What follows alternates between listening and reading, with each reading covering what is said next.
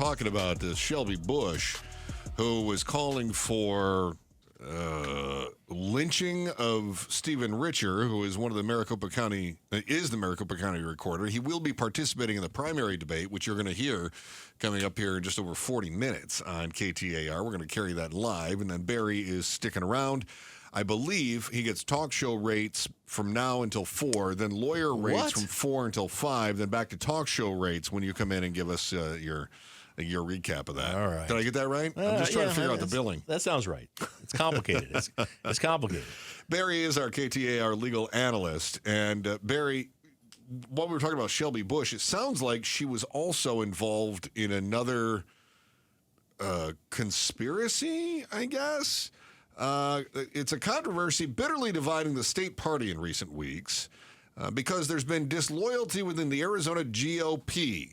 And now they're trying to figure out what the heck they were thinking. Party insiders had speculated that several members of Arizona's delegation to next month's Republican National Convention in Milwaukee, terrible town, why would we ever have it here? I love it, love this town. I picked this town. It's great.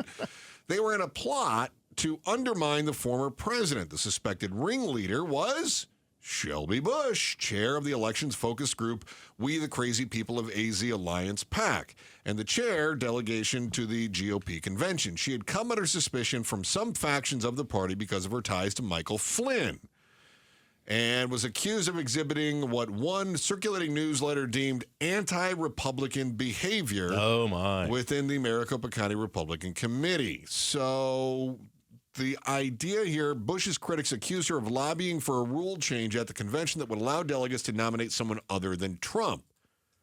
Some believe that unruly delegates wanted to put Michael Flynn into nomination for the ticket.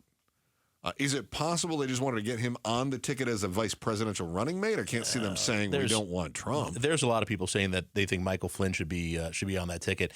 I'd be shocked that anybody's going to try to get Trump off, and they've already kind of fixed some of this in Arizona. Some people would say, the Flynn thing was, I don't know, there was a big story done on Flynn and his family. Did you see that this past weekend? No. He has turned this whole MAGA stuff into a major grift. He took over a charity that was America something or other, and turned this charity into just a way to make money. Everybody on the payroll is his family members. So it's wives and sisters and brother-in-laws, and they're all getting paid tens of thousands of dollars. He makes, I think it's $100,000 a year for working 2 hours a week at most. And on top of that, gets paid when he goes to places. He does talks on child predators and things like that. And it's funny because when he goes, he'll go to churches and make these things, but he asks for money there. And if he goes and he's not getting enough of a turnout, he starts doing new topics because he wants to draw the crowd. There aren't specific interests that he focuses on. It's what are bringing people here that give us money. And it's unbelievable what they're doing there, the grift that's involved. Smart.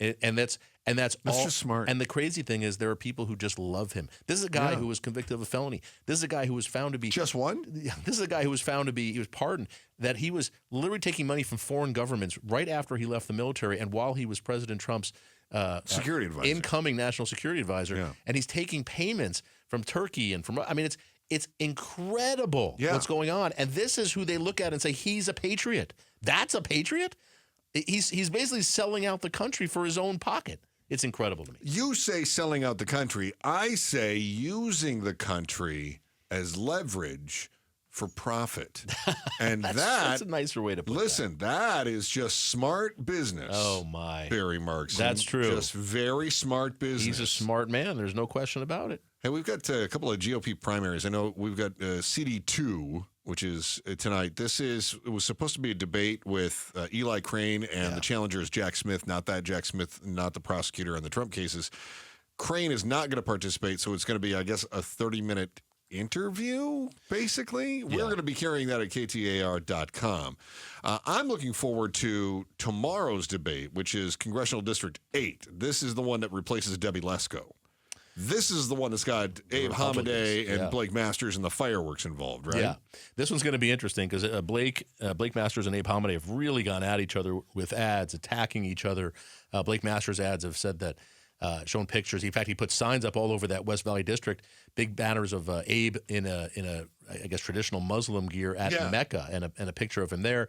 and talked about the fact that Abe's family is here illegally. That Abe is, people have said he's what Abe calls an anchor baby. That his parents were in the country illegally. They gave birth to Abe and his sister, and then when it came time for them to be deported, they threw themselves on the mercy of the court and said, "I have kids who are American citizens. They were born here," and the judge was like, "Okay," and he let them stay. Yeah. And so Abe is I don't like this term, but that's the term that he calls them, an anchor baby, and that's what he is. And then Masters has been running TV ads, and he's been putting out flyers and all this other stuff that's been pointing at that. But let's also remember you've got others in that great race. That race. Really, the guy there is Ben Toma, who's the very conservative Speaker of the Arizona House. He's been elected to office here multiple times in Arizona, incredibly conservative guy. In any normal world before Trump, Ben Toma would own this district. The outgoing congressperson, Debbie Lesko, asked him to run. He wasn't looking to do it, asked him to run.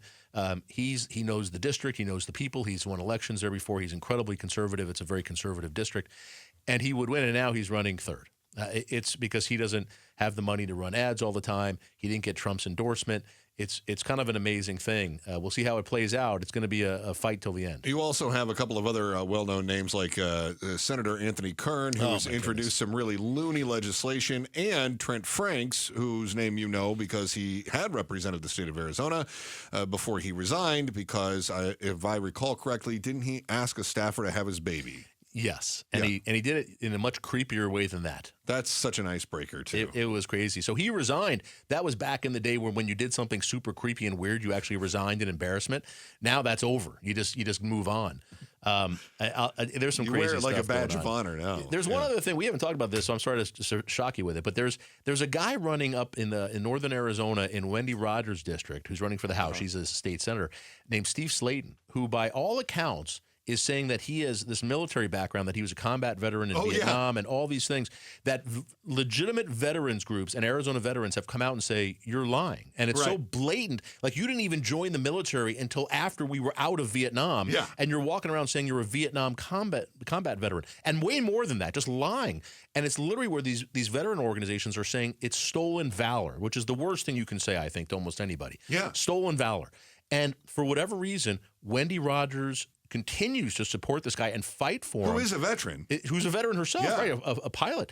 Carrie Lake went there. That's where she did her speech endorsing him or supporting him in his store in front of the Confederate flag. Yes. And they refused to come out and say, you got to resign. You got to pull out of this race. You're done. You're done. Yeah. You can't be stolen valor and then run as Republican. But apparently now you can. I don't understand what's happening, Chris. Is there no shame anymore? Is there no embarrassment anymore? Nope. We're in a post-shame era. And now it's out. If you look at my Twitter today at Barry Markson 1, there's some very conservative people who have said, I don't want any part of this anymore. I'm not a supporter of Steve Slayton. And Wendy Rogers is calling them and threatening them that if you don't call me and pull back, I'm going to ruin your campaign. I'm going to burn you to the ground. It's like, whoa. Yeah. So you have to lie and do this grift or you're out? Thanks for watching The Chris and Joe Show. Click to see more from Chris and Joe and tap the button in the middle to subscribe to KTAR News.